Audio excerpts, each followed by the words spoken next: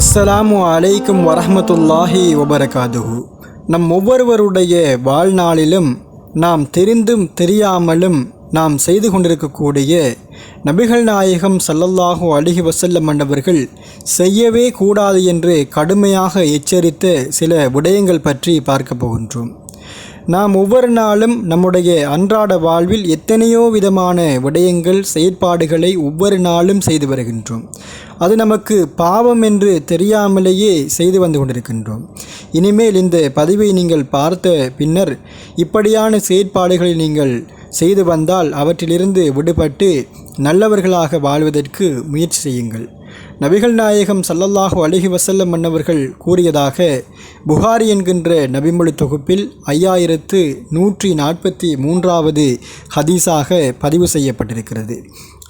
பிறர் மீது கெட்ட எண்ணம் கொள்வது குறித்து உங்களை நான் எச்சரிக்கின்றேன் என்பதாக நபிகள் நாயகம் ஸல்லல்லாஹு அலைஹி வஸல்லம் அன்னவர்கள் கூறினார்கள். ஏனென்றால் கெட்ட எண்ணம்தான் பேச்சுக்களிலேயே மிகவும் பொய்யானதாகும்.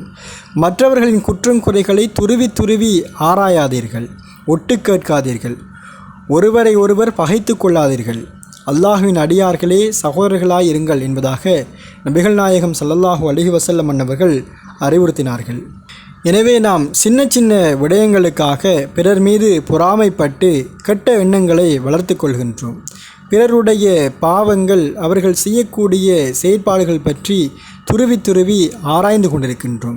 அப்படி செய்வதை நிறுத்திவிடுங்கள். இதனை நபிகள் நாயகம் ஸல்லல்லாஹு அலைஹி வஸல்லம் அன்னவர்கள் கடுமையாக எச்சரித்திருக்கின்றார்கள். அதே போல பிறருடைய செயல்கள் பற்றி இன்னொருவரிடம் போய் புறம் பேசாதீர்கள். அப்படி செய்வது மறுமை நாளில் அவருடைய தசையை நீங்கள் உண்ணுவதற்கு சமம் என்பதாக நபிகளார் கூறியிருக்கின்றார்கள். எனவே இன்ஷா அல்லாஹ் நாம் நம்முடைய செயல்களில் அதிகமாக கவனம் செலுத்துவோம். நாம் நலவாக இருப்போம், நாம் நல்ல காரியங்களை செய்வோம், நாம் அல்லாஹ்விற்கு பயப்படுவோம், நாம் தர்மம் செய்வோம், நாம் என்று நாம் நம்முடைய செயல்களிலேயே அதிக அக்கறை செலுத்துவோம். பிறருடைய செயல்கள், அவருடைய பாவங்களை இன்ஷா அல்லாஹ் திருத்துவதற்கு முயற்சி செய்யுங்கள். அவர்களை அழைத்து இது பாவம், இப்படி செய்யாதீர்கள் என்று அவர்களுக்கு புரிய வையுங்கள்.